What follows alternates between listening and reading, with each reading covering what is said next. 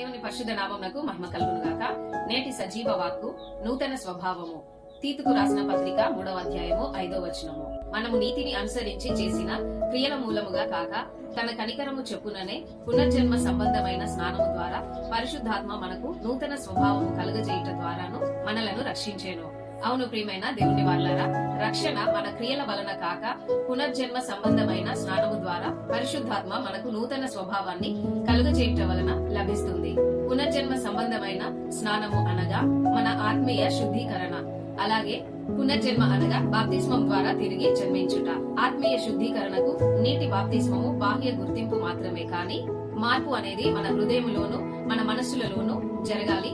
మన స్వభావము నూతన పరచబడాలి. అప్పుడే మనము ఆత్మశుద్ధి గలవారమై పవిత్రముగా ప్రభువులో జీవించగలుగుతాము. పరిశుద్ధాత్ముడు ఆ విధమైన నూతన స్వభావమును మనలో కలుగజేసి రక్షణలో స్థిరపరచునుగాక. ఆమేన్.